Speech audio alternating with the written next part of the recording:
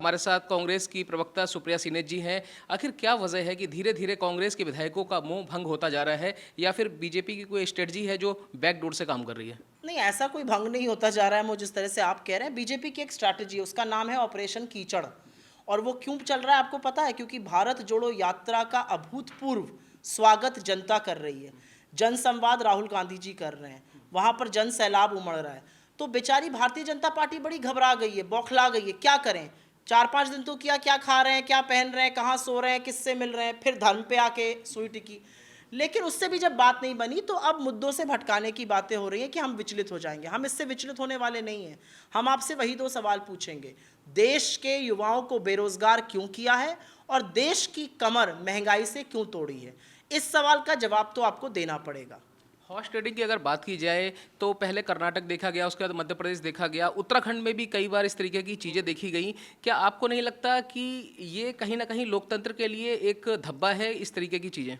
आपने तो कुछ ही राज्यों का नाम लिया है, चाहे मध्य प्रदेश हो या कर्नाटक हो या अरुणाचल हो या नागालैंड हो या गोवा पिछले सत्र में हो। हर जगह ही तो हॉर्स ट्रेडिंग होती है। हॉर्स ट्रेडिंग तो इस कदर करती है भारतीय जनता पार्टी की वित्त मंत्री के दिमाग में भी हॉर्स रेसिंग की जगह हॉर्स ट्रेडिंग ही चलता है। वो कहते हैं ना कि दिल की बात जुबां पर आ ही जाती है।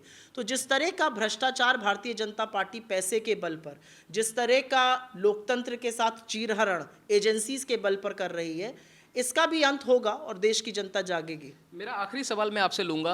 आम आदमी पार्टी से अरविंद केजरीवाल जी ने कहा है कि आखिर जब टूटने की बात आती है तो कांग्रेस के विधायक टूट जाते हैं, हमारे विधायक मजबूत हो जाते हैं। आखिर ऐसी क्या वजह है? क्या अरविंद केजरीवाल को अपने लोग दिख नहीं रहे हैं, या वो जानबूझकर कांग्रेस पर निशाना साध रहे हैं? मुझे लग रहा है अरविंद केजरीवाल जी के सामने 2 बड़ी समस्याएं हैं। वो ये समझ नहीं पा रहे कि मैं स्टंट मैन बना रहूं या बीजेपी की बी टीम बनकर ही अपना काम करता रहूं। जब बीजेपी की हालत पतली होती है, चाहे वो गोवा हो, चाहे वो उत्तराखंड हो या गुजरात हो, तारणहार बन के पहुंच जाते हैं। जो स्क्रिप्ट पंजाब में लगते हैं, वही स्क्रिप्ट यहाँ पे दोहराते हैं गुजरात आकर।